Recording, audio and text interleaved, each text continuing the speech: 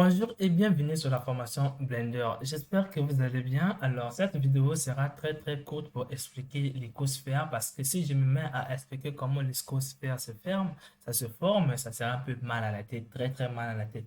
Donc, pour cela, je vais expliquer les paramètres du node de l'icosphère dans les détails pour vous faire comprendre cela.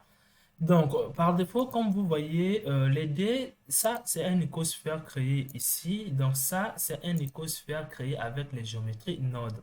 Alors, quel est l'avantage d'utiliser les deux? Donc, pour cela, lorsque vous créez un icosphère, par exemple, je vais venir ici, je vais vous faire apparaître ce menu qui est là. Lorsque vous créez un icosphère, lorsque vous le créez, ce menu apparaît.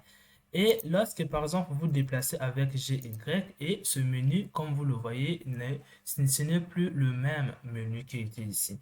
Donc, là, ça vous affiche la dernière opération, mais avec les géométries Node, c'est ce menu que vous allez pouvoir utiliser ici, mais avec un peu plus de détails. Donc, pour cela, je vais supprimer.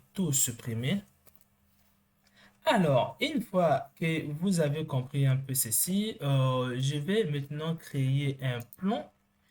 Ce cube que j'ai créé ici, je vais le transformer en icosphère. Ne vous inquiétez pas, avec les géométries Node, tout est possible. Alors, je vais créer un icosphère pour vous le faire montrer.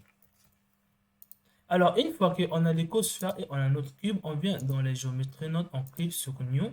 Et comme je le dis d'habitude, ce nœud que vous voyez ici, les deux nœuds, ce nœud, ça représente notre cube et ce nœud, ça représente, en fait, c'est ce nœud qui permet de faire voir les objets ici ou encore les objets simplement qui reviennent de la géométrie Node. Donc, le plus simple possible. Alors, je ne vais pas vraiment rentrer en détail pour expliquer comment l'icosphère se forme en 3D. Donc, je ne veux pas vraiment rentrer en détail pour cela. Donc, moi, ce qui est ma priorité, c'est de vous expliquer les paramètres. Donc, je vais cliquer ici pour aller chercher l'icosphère. C'est là l'icosphère. Mais pourquoi ça ne s'apparaît pas? C'est parce que quoi? Ce nœud permet de créer l'icosphère, mais pas de le faire voir. Donc, c'est ce nœud qui permet de faire voir les choses. Donc, vous allez le faire connecter ici. Et là, vous aviez l'icosphère. Maintenant, plus intéressant encore, vous avez les paramètres, que deux paramètres avec l'icosphère. Voilà pourquoi je ne mettrai pas du temps. Donc, ici, vous pouvez agrandir l'icosphère, son rayon. Ici, vous pouvez le subdiviser pour avoir plusieurs formes, comme vous le faites avec le modifier subdivise, ou comme vous le faites, je dirais simplement le modifier subdivise. Alors, j'espère que vous avez compris ici. Ça, c'est très simple à voir, comme vous le voyez déjà ici.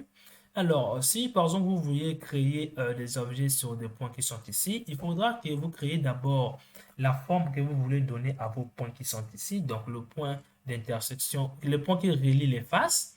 Donc, vous allez venir ici, vous allez prendre un autre objet. Donc, vous pouvez, moi, je prends simplement un cube pour ne pas avoir trop de choses. Je diminue ces paramètres ici. Je vais mettre des 0,1 pour que ça soit vraiment petit.